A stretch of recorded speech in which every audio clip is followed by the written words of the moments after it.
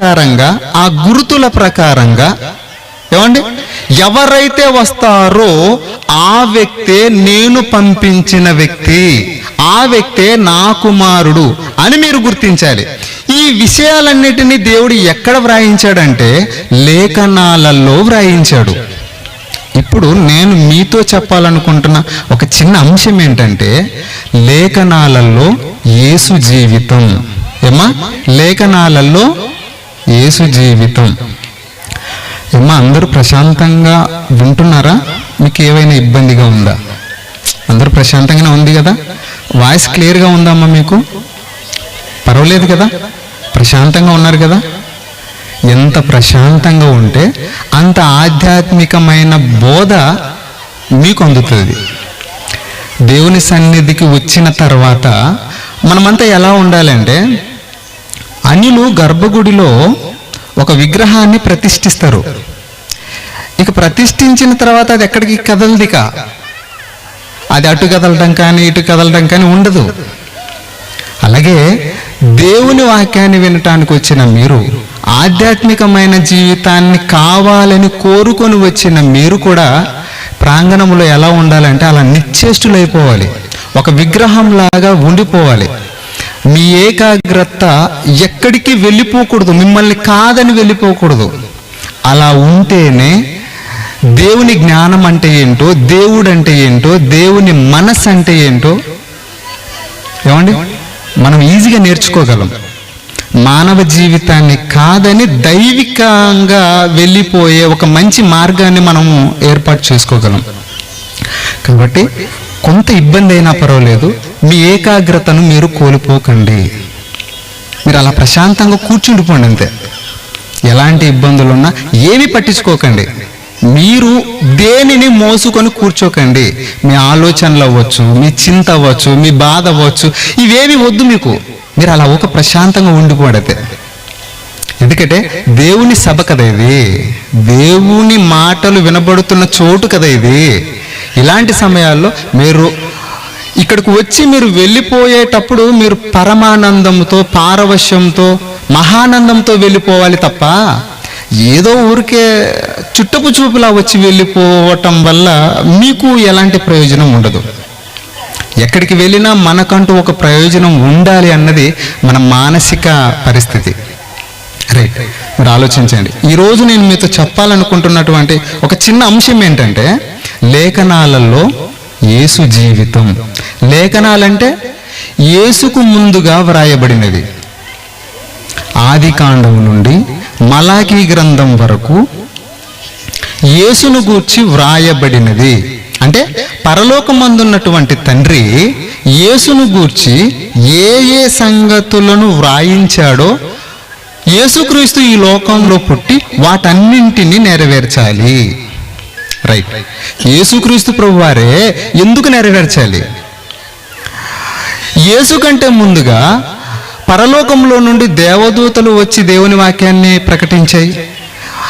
అటు తర్వాత ప్రవక్తలు వచ్చి దేవుని వాక్యాన్ని ప్రకటించారు. తర్వాత భక్తులు ప్రకటించారు, పూర్వీకులు ప్రకటించారు, పితరులు ప్రకటించారు దేవుని వాక్యాన్ని. మరి యేసుని ఎన్నుకోవటంలో దేవుని ముఖ్య ఉద్దేశం ఏంటంటే దేవదూతల వలన కానిది, ప్రవక్తల వలన కానిది, భక్తుల వలన కానిది, మన పితరుల వలన కానిది, పూర్వీకుల వలన కానిది, ఎవరి వలన కానిది ఒక యేసుక్రీస్తు ద్వారా మాత్రమే జరిగేది. అందుకే యేసుక్రీస్తును ఈ లోకానికి దేవుడు పంపించవలసిన అవసరత ఏర్పడింది.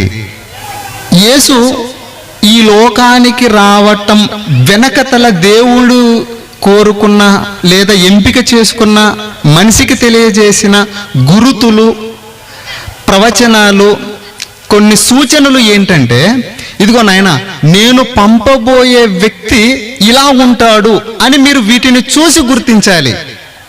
అంటే యేసుక్రీస్తు ప్రభు వారి జీవితం ఎంత విచిత్రమైందంటే, యేసు ఈ లోకంలో పుట్టక ముందే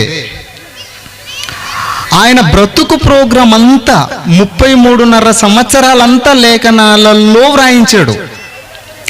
ఆయన ఎక్కడ ఏ ప్రాంతంలో పుట్టాలి ముందుగానే రాయించాడు, ఎవరికి పుట్టాలి ముందుగానే రాయించాడు.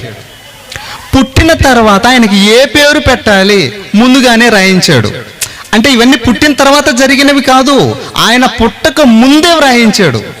ఆయన పెరిగి పెద్దవాడైన తర్వాత ఏ బాధ్యతలను చేపట్టాలి ముందుగానే వ్రాయించాడు. బాధ్యతలన్నింటినీ నెరవేర్చిన తర్వాత ఆయన ఏ ప్రాంతానికి వెళ్ళాలి, ఏ మెక్కి వెళ్ళాలి ముందుగానే రాయించాడు. ఆయన మరణించే సమయంలో సిలువలో ఏ మాటలు పలకాలి ముందుగానే వ్రాయించాడు. అంటే ఇవన్నీ సూచనలుగా, గుర్తులుగా దేవుడు మనుషుల కళ్ళ ముందు పెట్టాడు. వీటన్నింటినీ ఎవరైతే నెరవేరుస్తారో అతడే నేను పంపించిన వ్యక్తి అని మీరు గుర్తించండి, నా కోసం వచ్చిన వ్యక్తి అని మీరు గుర్తించండి. ఇప్పుడు మనమంతా చేయాల్సినటువంటి ఒక విషయం ఏంటంటే, లేఖనాలను ముందు పెట్టుకొని దేవుడు ఆయన పంపించబోయే వ్యక్తి ఎవరు, ఎక్కడెక్కడ లేఖనాలు వ్రాయించాడు, ఆయనను గురించి వ్రాయించాడు, ఆ వ్యక్తి ఎవరు అని మనం లేఖనాలను సెర్చ్ చేయాలి. అలా ఆలోచించుకుంటూ లేఖనాలను పరిశోధన చేసుకుంటూ వెళితే మీకా ప్రవక్త ఒక విషయాన్ని తెలియజేశాడు. ఒకసారి మీకా గ్రంథానికి వెళ్దాం. మీకా గారు రాసిన గ్రంథము, మీకా గ్రంథము 5వ అధ్యాయము 2వ వచనం. ఇక్కడ ఉండేటువంటి సందర్భం ఏంటంటే, కల్దీయులు ఇశ్రాయేలీలను ఇశ్రాయేలు రాజైన సిద్కియాను చెరపట్టుకొని బబులోను రాజైన నెబుకద్నెజరుకి అప్పగించారు. బబులోను రాజు ఏం చేశాడంటే ఇశ్రాయేలీల రాజును ఇశ్రాయేలీలను ఘోరంగా చంపాడు. ఈ తరుణంలో చాలా మంది ఇశ్రాయేలీలు పారిపోయారు.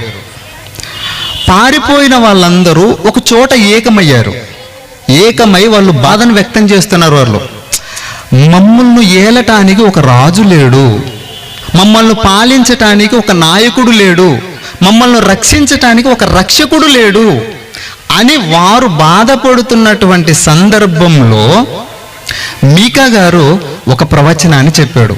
ఆ ప్రవచనమే ఇప్పుడు మనం చదువుతున్న ప్రవచనం. ఏమా జాగ్రత్త.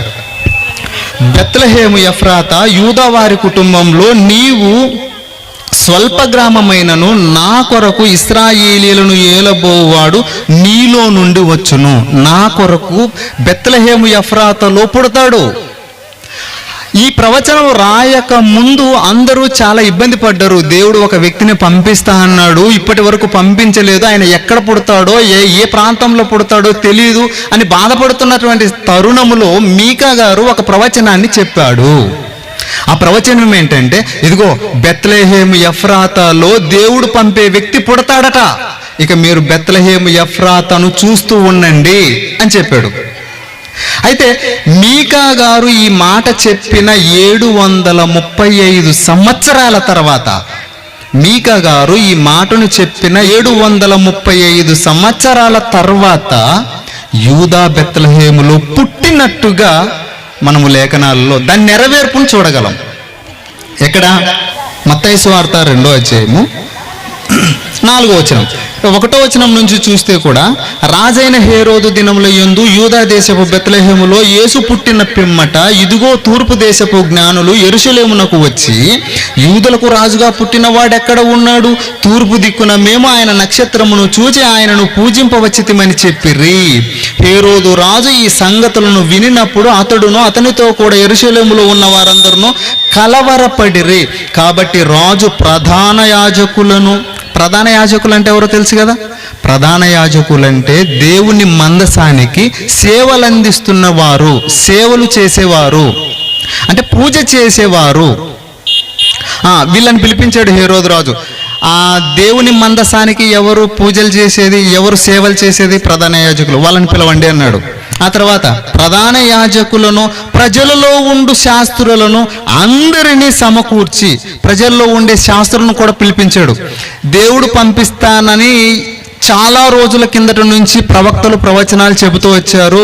మీరు ఏమైనా సెర్చ్ చేశారా? మీరేమైనా ప్రవచనాలు విన్నారా? ధర్మశాస్త్రం తెలిసిన వారిని పిలిచాడు, లోక జ్ఞానాన్ని తెలిసిన వారందరినీ పిలిచాడు. పిలిచి అడిగాడు. ఏమని అడుగుతున్నాడు? 3వ వచనం. హేరోదు రాజు ఈ సంగతులన్నిటిని విన్నప్పుడు అతడును అతనితో కూడా యెరూషలేములో ఉన్న వారందరూ కలవరపర్రి. కాబట్టి రాజు ప్రధాన యాజకులను ప్రజలలో ఉండు శాస్త్రులందరినీ సమకూర్చి క్రీస్తు ఎక్కడ పుట్టునని వారిని అడిగాను. దేవుని కుమారుడు ఎక్కడ పుడతాడు అని అడిగాడు. అందుకు వారు యూదా బెత్లెహేములోనే. ఎలాగనగా, యూదా దేశపు బెత్లెహేమ, నీవు యూదా ప్రధానులలో ఎంత మాత్రమునో అల్పమైన దానవు కాదు. ఇశ్రాయేలును నా ప్రజలను పాలించు అధిపతి నీలో నుండి వచ్చును అని ప్రవక్త ద్వారా వ్రాయబడి ఉన్నది అని చెప్పారు. అంటే హేరోదు రాజుకి ఒక విషయం అర్థమైపోయింది. దేవుడు పంపించే వ్యక్తి యూదా బెత్లెహేములో పుడతాడు అన్న సంగతి అందరికీ తెలిసిపోయింది. అమ్మయ్య, ఇక్కడి వరకు ఓకే. ఇప్పుడు ఎవరికి పుడతాడు? మీకా గారు రాసినటువంటి ప్రవచనము 735 సంవత్సరాల తర్వాత యూదా బెత్లెహేములో నెరవేర్చబడింది. పుట్టిన ఈయనకు ఏ పేరు పెట్టాలో కూడా ముందే చెప్పబడింది. యెషయా గ్రంథము 7వ అధ్యాయము. ఎందుకంటే ఈ విషయాలన్నింటినీ మనము చూసినప్పుడే దేవుడు పంపించిన వ్యక్తి ఇతడే అని మనం కన్ఫర్మ్ చేసుకోవాలి. దేవుడు పంపించిన వ్యక్తి ఇతడే అని మనము నమ్మటానికి మనకు ఆధారాలు ఏవైనా ఉన్నాయంటే కేవలము లేఖనాలే. వీటి ఆధారంతోనే ఇతడు దేవుని కుమారుడు అని నమ్మాలి. అందుకోసమే నేను వచనాలన్నింటినీ చూపిస్తున్నాను. ఏమా, యెషయా గ్రంథం, యెషయా ప్రవక్త ఒక ప్రవచనాన్ని వ్రాశాడు. యెషయా గ్రంథము 7వ అధ్యాయము 14వ వచనం. కాబట్టి ప్రభువు తానే ఒక సూచన చూపును. కాబట్టి దేవుడు ఆయనే ఒక సూచన చూపును, ఆయనే ఒక గుర్తు, ఆయనే ఒక ప్రవచనం చెప్తున్నాడు. ఇప్పుడు మీకు ఏమని? ఆలకించండి. కన్యక గర్భవతి అయి కుమారుణ్ణి కంటుంది అని చెప్పాడు. కన్యక గర్భవతి అయి కుమారుణ్ణి కంటుంది. కన్యక గర్భవతి అయి కుమారుణ్ణి కంటుంది. లోకమంతటికి విచిత్రమైన ఒక మాటను దేవుడు తెలియచేశాడు. పురుషుని సాంగత్యం లేకుండా, పురుషుడి సహాయం లేకుండా ఒక కన్యక తనకు తానే గర్భాన్ని ధరించి ఒక కుమారుని కంటుంది. ఇది ఎక్కడైతే జరుగుతుందో అతడే నేను పంపించే ఒక నాయకుడు, నేను పంపించే నా కుమారుడు అని మీరు నమ్మండి అని తెలియజేశాడు. కన్యక గర్భవతి అయి కుమారుని కంటుంది. ఇది ఒక సూచన. చూడండి, ప్రపంచంలో అప్పటి వరకు జరగలేదు. అలాంటి సూచనను మీకు తెలియజేస్తున్నాను. ఇప్పుడు ప్రపంచంలో ఉన్న వారందరి చూపు కన్యకల మీదకి వెళ్ళాలి. ఎందుకో తెలుసా? మోహపు చూపు చూడటానికి కాదు, దేవుని కుమారుని కనే ఆ కన్యక ఎవరు, మా పాపాల నుండి మమ్మల్ని రక్షించే నాయకుణ్ణి కనే ఆ కన్యక ఎవరు అని ఆతృతగా ఎదురు చూడవలసిన సమయం అది. కన్యక గర్భవతి కుమారుని కంటుంది అని చెప్పాడు కదా. ఈ ప్రవచనం ఎక్కడ నెరవేరింది అని మనము మరలా లేఖనాలను చూస్తే, ఏమండి, యెషయా గ్రంథంలో ఈ వచనాన్ని ఇంకా పూర్తిగా చదవలేదు కాబట్టి ప్రభు తానే ఒక సూచన చూపును. ఆలకించండి. కన్యక గర్భవతి అయి కుమారుని కని అతనికి ఇమ్మానుయేలు అని పేరు పెట్టబడుతుంది అని చెప్పాడు. పుట్టలేదు, కన్యకకు పుడతాడని చెప్పాడు. పేరు పెట్టలేదు. పుట్టిన తర్వాత అతనికి ఈ పేరు పెట్టబడుతుంది, ఇమ్మానుయేలు అని పేరు పెట్టబడుతుంది అని చెప్పాడు. 2 గుర్తులను చెప్పాడు. ఇవి ఎక్కడ నెరవేరాయనంటే మత్తయి సువార్త 1వ అధ్యాయము 20వ వచనం నుంచి. అతడు ఈ సంగతులను గురించి ఆలోచించుకొనుచుండగా, ఎవరు? యోసేపు. ఇదిగో ప్రభుదూత స్వప్నమందు అతనికి ప్రత్యక్షమై, దావీదు కుమారుడు అయిన యోసేపు, నీ భార్య అయిన మరియను చేర్చుకొనుటకు భయపడకుము. ఆమె గర్భము ధరించింది, పరిశుద్ధాత్మ వలన కలిగింది. ఆమె ఒక కుమారుని కనును. తన ప్రజలను వారి పాపముల నుండి ఆయనే రక్షించును గనుక ఆయనకు యేసు అని పేరు పెట్టుదు అనెను. ఇక్కడ యేసు అని పేరు పెట్టింది కదండి, ఇమ్మానుయేలు అని పేరు లేదు కదండి అని మీరు అనుకోవచ్చేమో. కిందికి వచ్చేసరికి, ఇదిగో కన్యక గర్భవతి అయి కుమారుని కనును, ఆయనకు ఇమ్మానుయేలు అని పేరు పెట్టుదురు అని ప్రభు తన ప్రవక్త ద్వారా పలికిన మాట నెరవేరును. ఇదంతయు జరిగెను. ఇమ్మానుయేలు అని పేరు నాకు భాషాంతరము దేవుడు మనకు తోడు అని అర్థం. ఈ వ్యక్తి, నేను చెప్పినటువంటి ఈ గుర్తును నెరవేర్చిన వ్యక్తిని మీరు చూసినప్పుడు మీ అందరికీ ఏమర్థమవుతుందంటే, అమ్మయ్య, దేవుడు మనకు తోడు, దేవుడు మనకు తోడుగా ఉన్నాడు, లేదా దేవుని తోడులో మనం ఉన్నాము అన్న సంగతి మీకు అర్థమవుతుంది అని చెప్పాడు. యెషయా గారు చెప్పినటువంటి ప్రవచనము మత్తయి సువార్తలో నెరవేరింది. 2 నెరవేరాయి. ఇక మూడోది ఏంటంటే, ఆయన పెరిగి పెద్దవాడైన తర్వాత ఆయన ఏ బాధ్యతలను చేపడతాడు, ఇది కూడా యెషయా ప్రవక్త రాశాడు. యెషయా గ్రంథము 9వ అధ్యాయము 6-7 వచనాలు. ఎలా అనగా, మనకు దేవుని శిశువు పుట్టును, దేవుని శిశువు, దేవుని కుమారుడు పుట్టును, మనకు శిశువు పుట్టును, మనకు కుమారుడు అనుగ్రహింపబడెను, ఆయన భుజముల మీద రాజ్యభారం ఉండును. అలా పుట్టిన తర్వాత యూదా బెత్లెహేంలో పుట్టి, అది కూడా కన్యకు పుట్టిన తర్వాత ఇమ్మానుయేలు అని పేరు పెట్టబడిన తర్వాత అతడు ఎదిగిన తరుణములో అతని భుజముల మీద రాజ్యభారం ఉండాలి. ఇది నెరవేరాలి. ఇది ఎవరైతే తీసుకుంటారో, ఈ బాధ్యతను ఎవరైతే నెరవేరుస్తారో అతడే నేను పంపించిన వ్యక్తి అని మీరు గుర్తించండి అని చెప్పాడు. మరి ఇది ఎక్కడ నెరవేరింది అని అంటే, లూకాసు వార్త 1వ అధ్యాయము 32వ వచనం. గాబ్రియేలు దేవదూత మరియమ్మతో మాట్లాడుతున్న సందర్భం. ఏమంటుంది మరియతో? ఇదిగో, నీవు గర్భము ధరించి కుమారుని కని ఆయనకు యేసు అని పేరు పెట్టుదు అమ్మా. ఆయన గొప్పవాడై సర్వోన్నతుని కుమారుడనబడతాడు, సర్వోన్నతుడైన దేవుని కుమారుడనబడతాడు. ప్రభు అయిన దేవుడు ఆయన తండ్రి అయిన దావీదు సింహాసనమును ఆయనకిస్తాడు. ఆయన యాకోబు వంశస్థులను యుగ యుగములు ఏలును, ఆయన రాజ్యము అంతము లేనిదయ్యుండును అని చెప్పాడు అని చెప్పింది దేవదూత మరియతో. నిజంగా యేసుక్రీస్తు ప్రభువారు పెరిగి పెద్దయిన తర్వాత సిలువకు అప్పగింపబడుతున్నటువంటి సమయంలో పిలాతు యేసును పిలిచి, ఇదిగో నువ్వు రాజు అంటున్నారు వీరంతా, నువ్వు రాజువా అని అడిగాడు. యేసు అప్పుడు అన్న మాట ఏంటంటే, నువ్వన్నట్టు నేను రాజునే అన్నాడు. నిజంగా యేసుక్రీస్తు రాజా అంటే అవును రాజే. ఆయన రాజ్య పరిపాలన చేశాడంటే అవును చేశాడు. ఆయన రాజ్యాన్ని స్థాపించాడంటే అవును ఆయన రాజ్యాన్ని స్థాపించాడు. ఆ రాజ్యం ఎప్పటి వరకు ఉంటుందంట? యుగ యుగములు ఉంటుందట. దానికెన్నిటికి నాశనం ఉండదట. ఎందుకంటే పరలోకంలో నుండి దేవుడు పంపగా వచ్చినటువంటి వ్యక్తి కనుక. ఇశ్రాయేలీయులకు ఎంతో మంది రాజులు పుట్టారు చచ్చిపోయారు. కానీ దేవుడు పంపించేటువంటి ఆ వ్యక్తి ఎలా ఉంటాడంటే, రాజుగా పుడతాడు, రాజుగానే పుట్టాడు, రాజుగానే మరణిస్తాడు, రాజుగానే మరణించాడు. కానీ ఆయన రాజ్య పరిపాలన ఎలా ఉంటుందంటే యుగ యుగములు ఉంటుంది. ఇక నువ్వు ఆ రాజును ఎన్నిసార్లు చిలువలో వేసి చంపినా ఆయన మరలా తిరిగి లేవటమే ఉంటుంది, కానీ మరణించటం అంటూ ఉండదు. యేసును శిలువలో చంపారు, సమాధి చేశారు, తిరిగి లేచాడు. లేచిన ఆయనని మరలా చంపినా ఆయన చచ్చిపోడు. ఎందుకంటే ఆయన్నే జీవమై ఉన్నాడు. ఆయన పరిపూర్ణమైన జీవంతో, శాశ్వతమైన జీవంతో, సంపూర్ణమైన జీవముతో వికసించాడు. ఇది అందరికీ సాధ్యమని కూడా చెప్పాడు.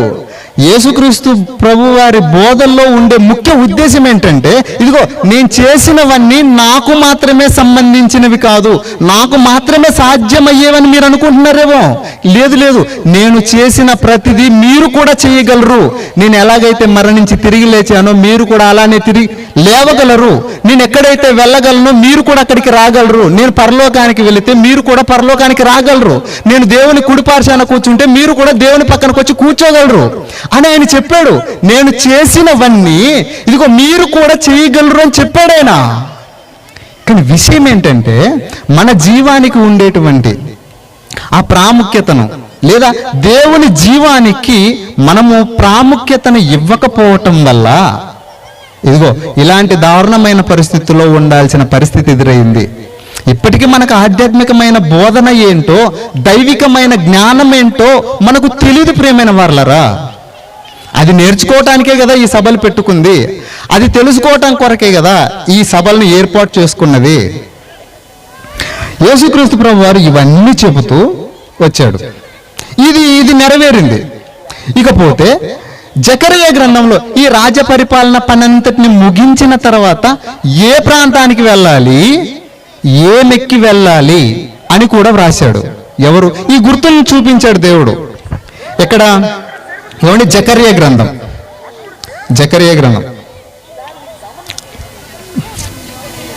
మళ్ళీ అడుగుతున్నాను అమ్మా, మీ అందరికి ఏమైనా ఇబ్బందిగా ఉందా? మీకు ఏమైనా బోరు కొడుతుందా? ఒకవేళ మీ అందరికీ ఏదైనా చిన్న ఇబ్బంది కలిగినా, బోరు కొట్టినా చిన్న సైగ చేయండి. నాకు కూడా ఎక్కువగా మిమ్మల్ని ఇబ్బంది పెట్టడం కానీ, ఎక్కువ చెప్పాలన్న కోరిక కానీ నాకు ఉండదు. ఎందుకంటే నాకు కూడా ఏది తెలీదు. నాకు తెలిసిందే కొంచెం, ఆ కొంచెం వివరించాలన్నదే నా ప్రయత్నం అంతా. మీకు ఈ విషయాల్లో కూడా మీకు ఏదైనా చిన్నగా ఇబ్బంది కలిగినా నాకు ఒక విషయం చెప్తే అక్కడితో క్లోజ్ చేసేస్తాను. రైట్?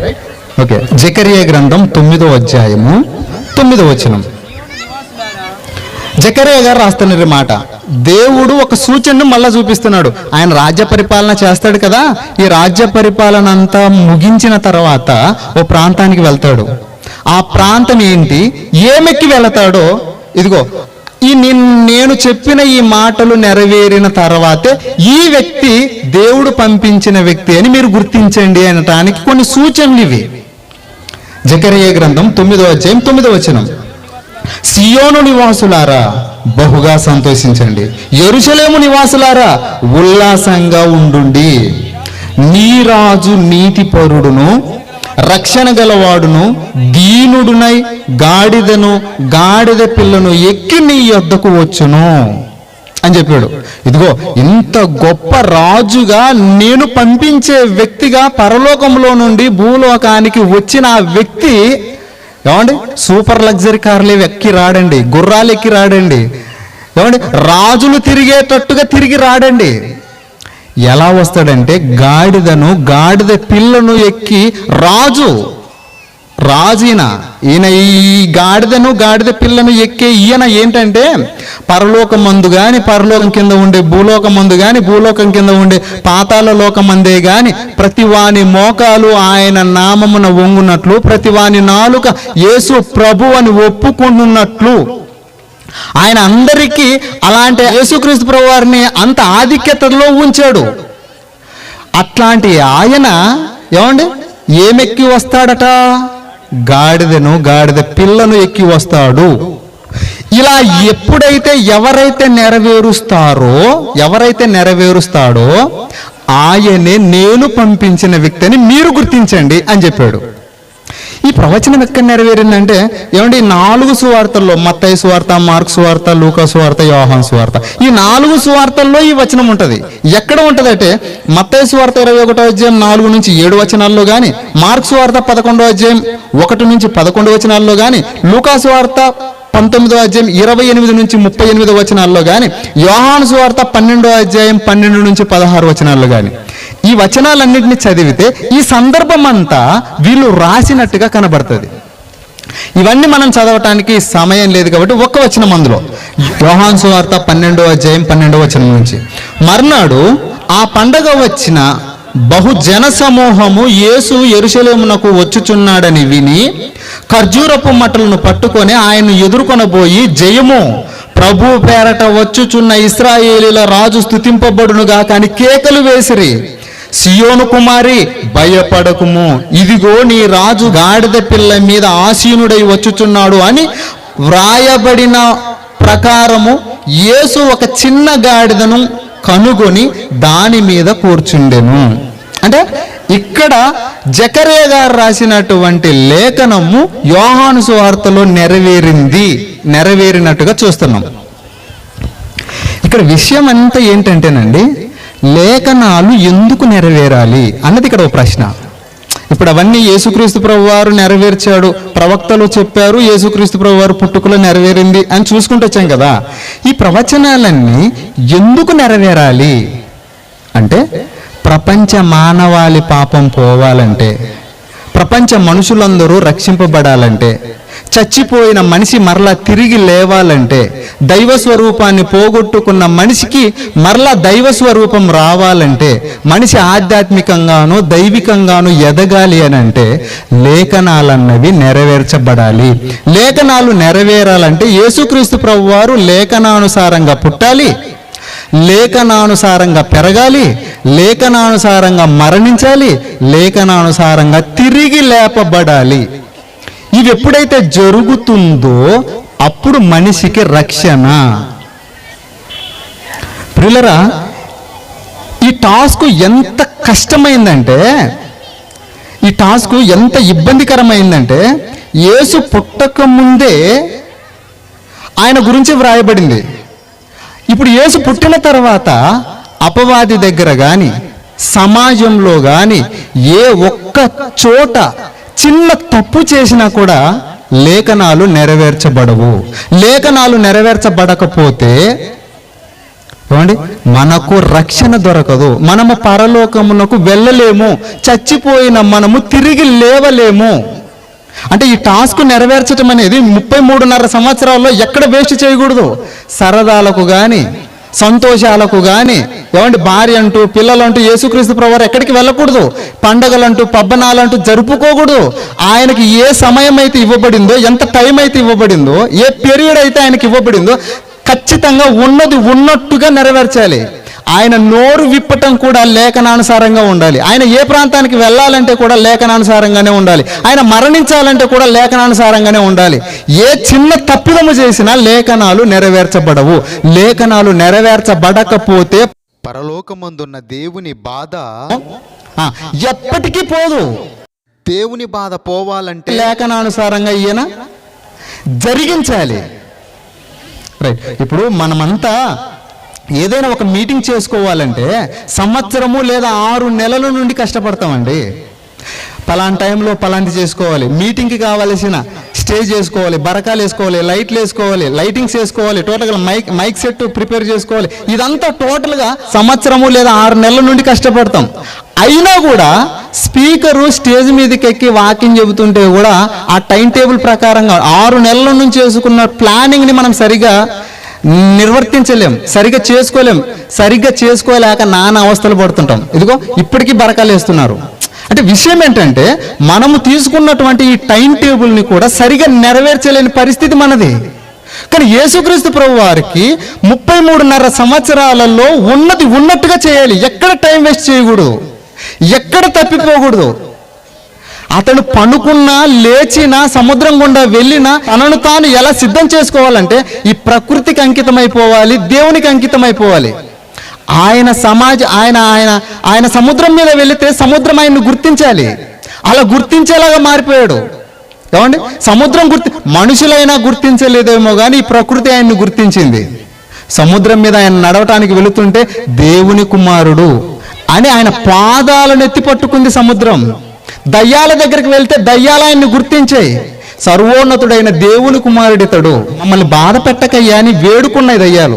రోగుల దగ్గరికి వెళితే రోగాలు ఆయనను దేవుని కుమారుడిని గుర్తించి రోగాలు వెళ్ళిపోయాయి.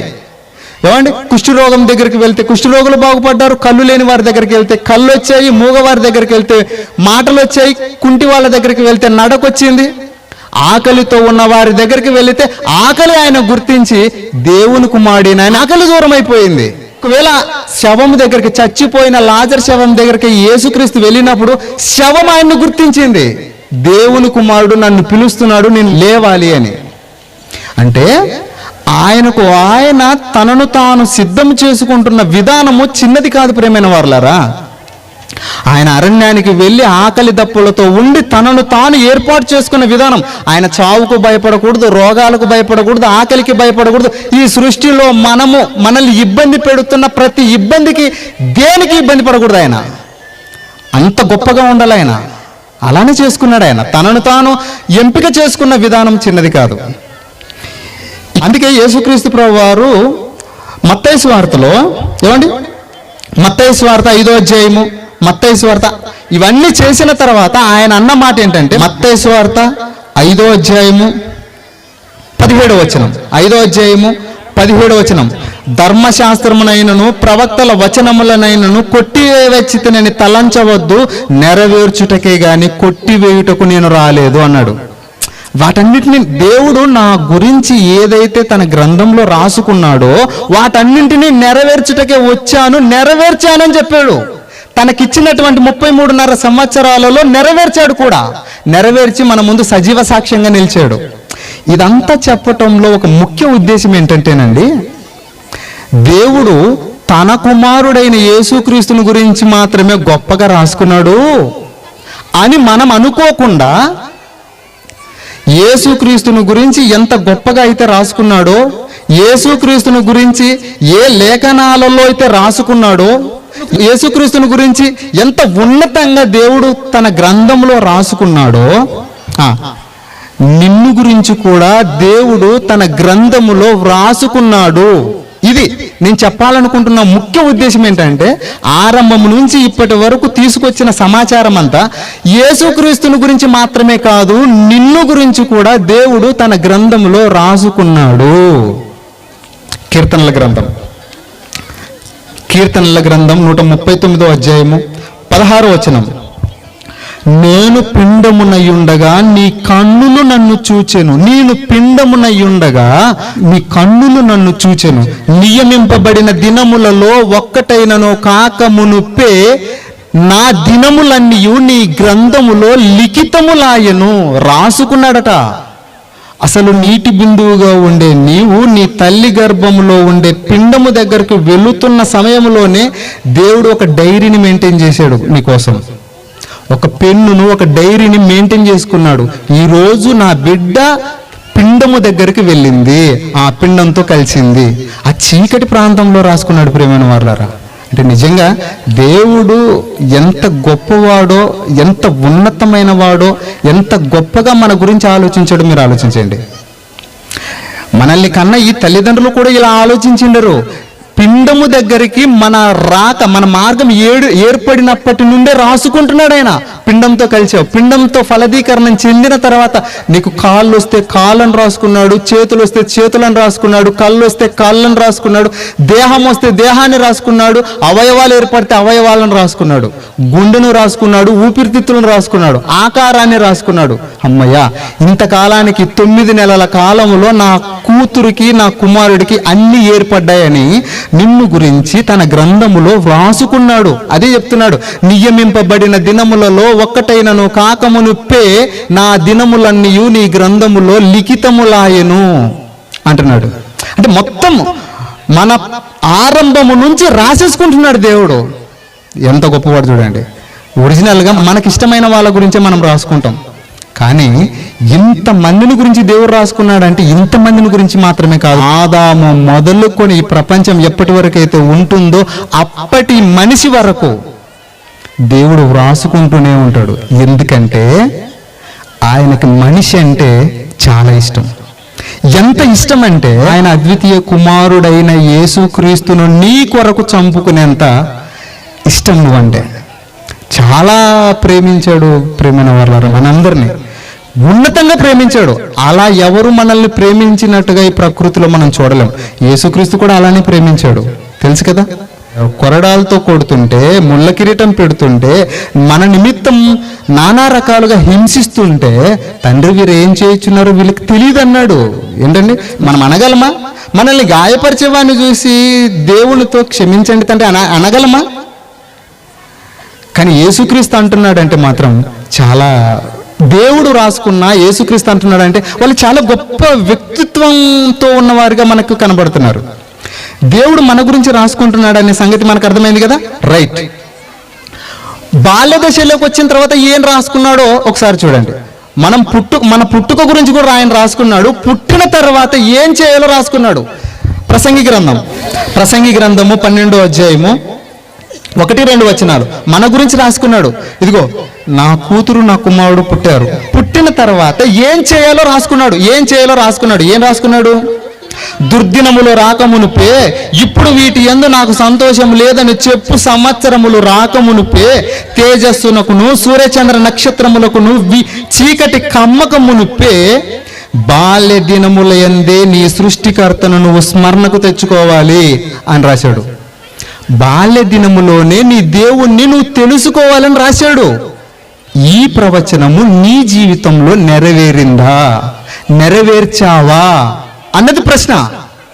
యేసుక్రీస్తుని గురించి ఎలాగైతే రాసుకున్నాడో యేసుక్రీస్తు వాటిని నెరవేర్చాడు.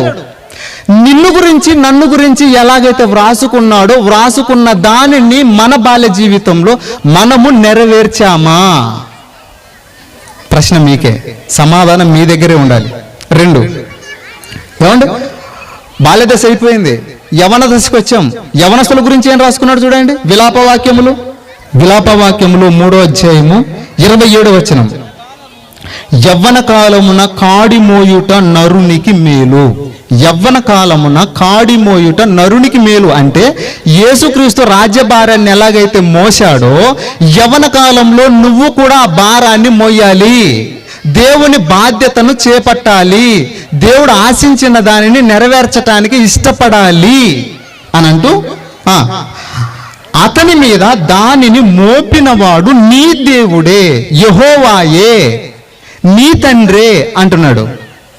ఇప్పుడు బాల్యములో దేవుడు నిన్ను గురించి వ్రాసుకున్న ప్రవచనం నెరవేర్చావా? 1. 2, యవ్వన వయసుకు వచ్చినటువంటి నీవు ఈ ప్రవచనాన్ని నీ జీవితంలో నెరవేర్చావా? యేసుక్రీస్తు గురించి మాత్రమే కాదు ప్రియమైన వారలారా దేవుడు రాసుకున్నది, నిన్ను గురించి కూడా ఇలానే రాసుకుంటున్నాడు ఆయన. ఇకపోతే కీర్తనల గ్రంథం 1వ అధ్యాయం 1వ వచనం. దుష్టుల ఆలోచన చొప్పున నడువక, పాపుల మార్గమున నిలువక, అపహాసకులు కూర్చుండు చోటున కూర్చుండక, యెహోవా ధర్మశాస్త్రం నందు ఆనందించుచు దివారాత్రములు దాన్ని ధ్యానించువాడు ధన్యుడు. ఈ లేఖనాన్ని, ఈ ప్రవచనాన్ని, ఈ వాక్యాన్ని నీ జీవితంలో నీవు నెరవేర్చావా? ప్రతిరోజు వాక్యాన్ని చదివే బాధ్యతను నీ మీద పెట్టాడు. నా కుమారుడు పుట్టిన తర్వాత ఈ పని చేయాలి, వయసుకు వచ్చిన తర్వాత ఈ పని చేయాలి, ఆ తర్వాత ఈ పనులు చేయాలని నిన్ను గురించి వ్రాసుకున్నాడు. ప్రతిరోజు వాక్యం వినటానికి, ప్రతిరోజు వాక్యం చదవటానికి, ప్రతిరోజు ఆధ్యాత్మిక జీవితం గురించి ఆలోచించటానికి, దైవికంగా మారటానికి నీవేమైనా ఆలోచిస్తున్నావా? ఏమండి? తర్వాత ఎఫెసీయులకు రాసిన పత్రిక 2వ అధ్యాయం. ఎఫెసీయులకు రాసిన పత్రిక 2వ అధ్యాయం 10వ వచనం. మరియు వాటి యందు మనము నడుచుకునవలెనని దేవుడు ముందుగా సిద్ధపరిచిన సత్క్రియలు చేయుటకై మనము క్రీస్తు యేసునందు సృష్టింపబడిన వారమై ఆయన చేసిన పని అయి ఉన్నాము అన్నాడు. సత్క్రియలు చేయాలని దేవుడు మనం పుట్టక ముందే రాసుకున్నాడట. సత్క్రియలు చేయాలని, మంచి చేయాలని, మేలు చేయాలని. ఏమండి, రోమీలకు రాసిన పత్రికలో ఇవే మాటలే దేవుడు మనతో చెప్పాడు కదా.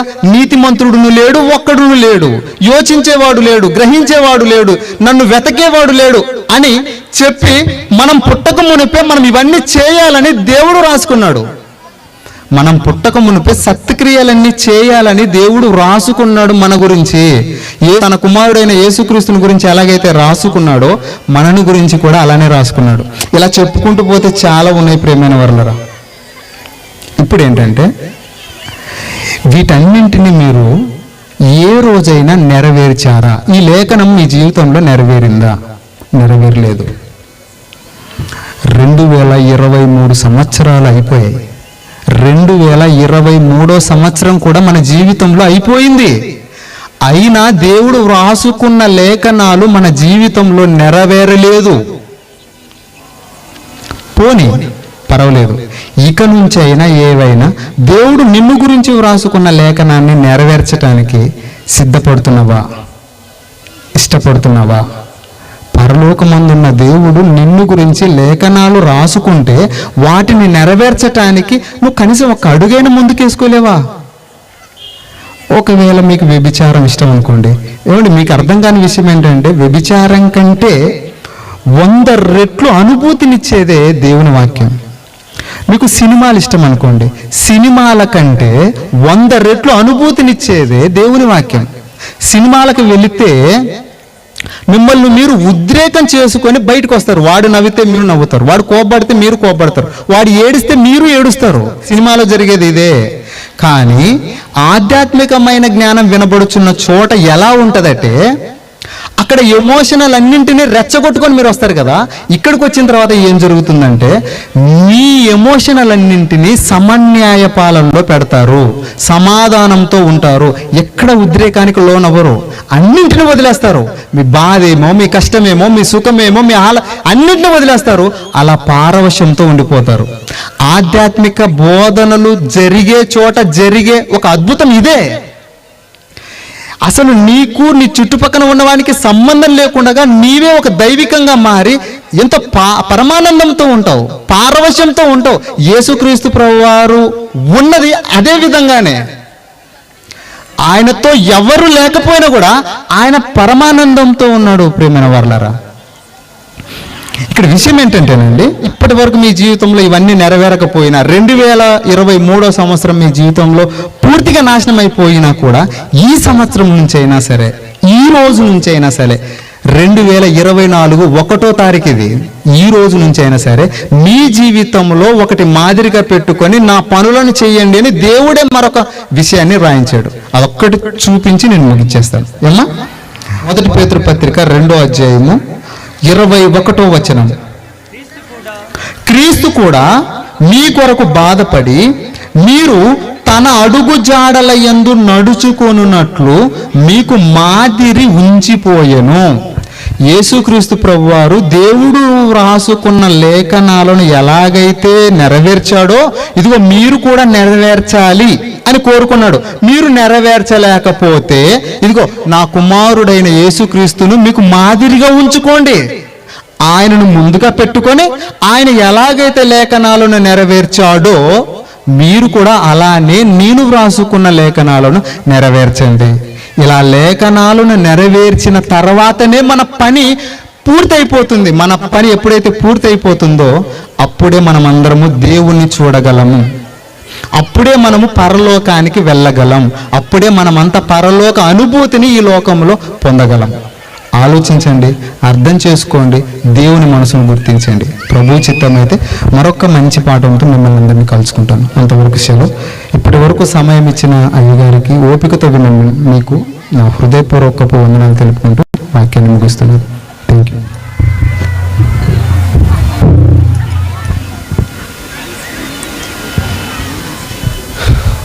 దేవునికి స్తోత్రములు.